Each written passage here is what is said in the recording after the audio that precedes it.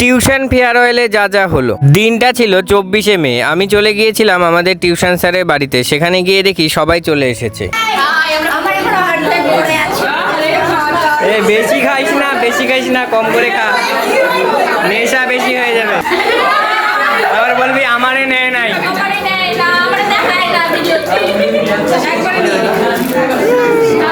ওই বোতল। এরপর স্প্রাইট খেয়েই আমি নেশারু হয়ে গিয়েছিলাম। শুধুমাত্র আমি নয়, বাকিরাও দেখো কিরকম হই হুল্লোড় শুরু করে দিয়েছিল। এরপর স্যার এসে আমাদের সকলের মাঝে বসলো, আর আমাদের মাঝে একটা সুন্দর গানের আসর জমে উঠেছিল সেই দিন। শুনেছি তোমরা নাকি এখনো স্বপ্ন দেখো, এখনো গল্প লেখো, গান গাও প্রাণ ভরে। যত বলি নাই রাতে মলিন হয়েছে বাকি, পানি চেয়ে ঘরে না না না,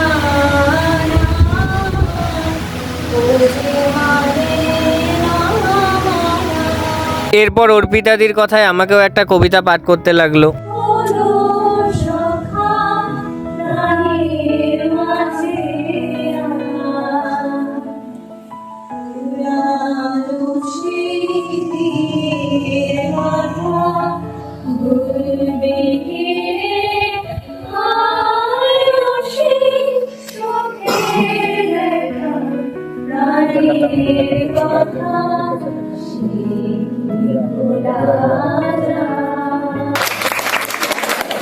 এরপর গানের শেষে স্যারকে দিয়ে কেক কাটানো হয়ে গেল।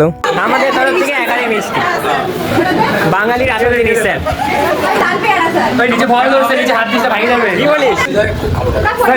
এরপর আমাদের সকলের প্রিয় উত্তম স্যার আমাদের জন্য খাওয়া দাওয়ার ব্যবস্থাও করেছিলেন দারুণ। এই দিনটিতে আমরা বাংলা ডিপার্টমেন্টের দুটো ব্যাচই একসঙ্গেই ছিলাম। আড্ডায়, গানে, কবিতায়, হই হুল্লোড়ে একটা সুন্দর দিন আমরা কাটিয়েছিলাম, যা কোনোদিনও ভোলার নয়। দারুণ সুন্দর মজা হয়েছিল সেই দিন। এরপর আমিও খেতে বসে পড়লাম, আর আমাদের খাবারে ছিল ফ্রাইড রাইস, চিলি চিকেন, পাঁপড়, মিষ্টি, স্যালাড, চাটনি। এরপর স্যারও বাইরে থেকে দাঁড়িয়ে আমাদের সকলের ভিডিও করছিলেন।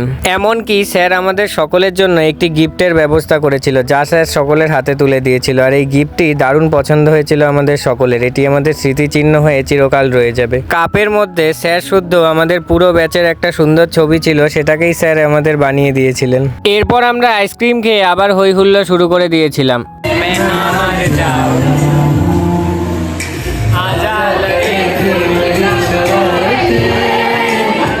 এভাবেই দেখতে দেখতে আমাদের জীবন থেকে একটি স্মৃতিময় অধ্যায় শেষ হয়ে গেল। ওকে বাই গাইস, আবার দেখা হচ্ছে পরের ভিডিওতে।